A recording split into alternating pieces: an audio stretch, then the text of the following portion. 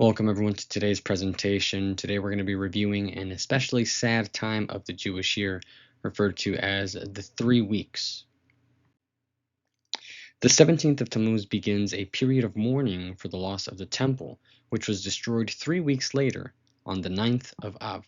So the Hebrew months of Tammuz and Av almost always coincide with July and August of the Gregorian calendar, so it's right in the summertime. The 17th of Tammuz is seen as the day that kickstarted the destruction of both holy temples. After the destruction of the Second Temple in the year 70 of the Common Era, Jews understood themselves to be facing yet another terrible exile. So they had suffered from the Babylonians, the Syrians, the Persians, the Greeks, and now they faced destruction at the hand of Rome.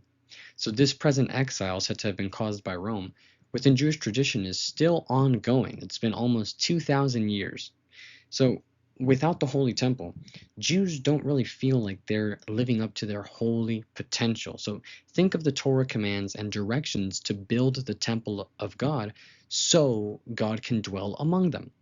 And in exile, this is impossible. So it's a source of major sadness that the Holy Temple is not standing. The 17th of Tammuz kicks off this period of sadness as a minor fast day. A minor fast day means no eating from sunrise to sundown. Now, why exactly do Jews fast on the 17th of Tammuz? Why does this period of mourning begin on the 17th of Tammuz? Well, this fast commemorates 5 events that happened on the 17th of Tammuz. So the first event is that on the 17th of Tammuz, exactly 40 days after the giving of the Torah, Moses descended from Mount Sinai to find the nation worshiping a golden calf. And this prompted Moses to do something that shocked everyone. He broke the precious tablets he had just received from God. So they didn't just see this as Moses being upset or throwing a fit, but they were left petrified of just at the thought of Moses having just broken what was supposed to represent the contract they should have abided by between them and Hashem. And then we have how during the Babylonian siege of Jerusalem, the Jews were forced to cease offering the daily sacrifices because of the lack of sheep. So there's a popular teaching in Jewish tradition that says that the most fundamental principle of the entire Torah is seen in the book of Numbers, chapter 28, verse 4 to be exact, where it commands the Israelites to offer continuous offerings in the morning and in the afternoon. Now, how is that the most important commandment in the Torah? The sages teach that the Torah is demanding consistency. Offerings unto God are not, whenever you please, whenever you have the time or energy. No, according to the rabbis, it's supposed to be consistent. You're supposed to be active. So the Levites in the temple oversaw the continuous offerings and maintaining that active connection to God.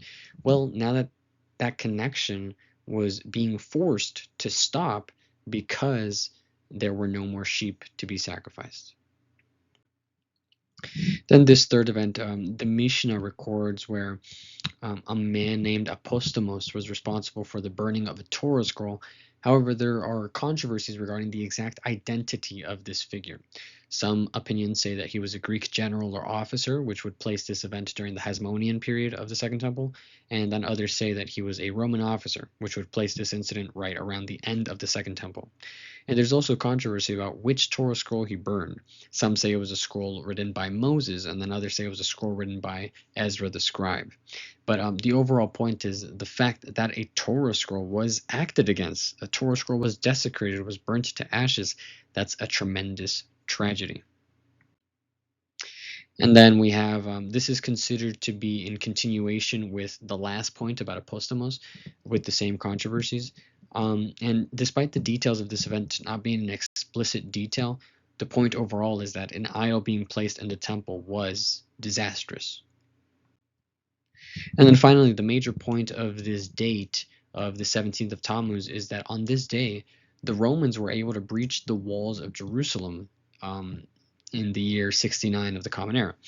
The Jerusalem Talmud identifies this as also the exact same date that the Babylonians breached the walls of Jerusalem, right before the destruction of the First Temple. So in the Western worldview, Summertime is a time of joy. It's a time of pools. You go to the beach, you got your barbecues, the summer fun. But this is not so within Jewish tradition.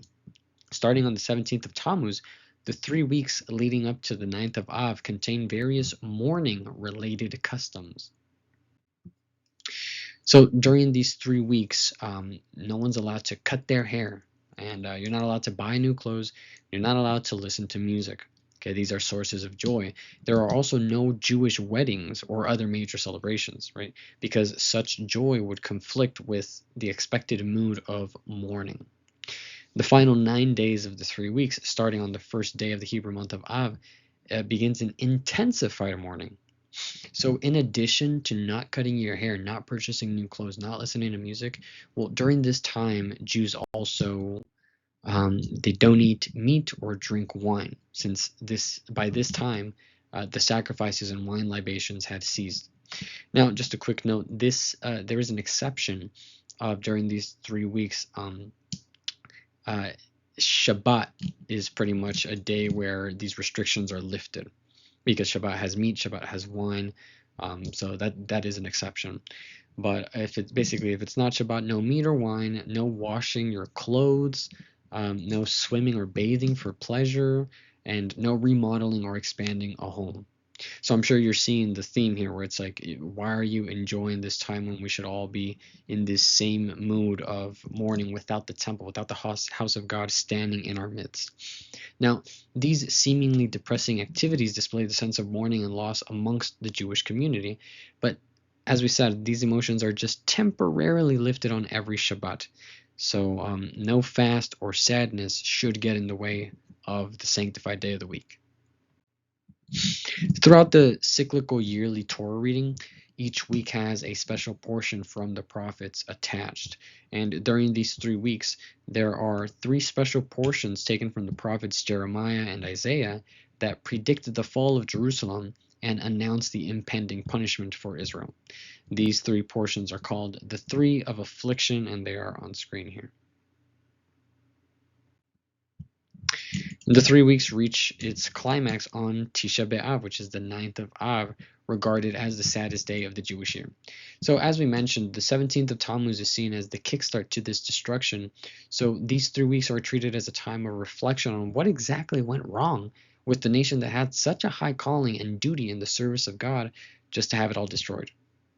So we'll continue this discussion in a future episode, where we continue with reviewing Tisha B'Av, the 9th day of the Hebrew month of Av, traditionally the day both temples were destroyed. See you in the next lesson. Shalom, shalom, Shavuot Tov. Have a great week, everyone.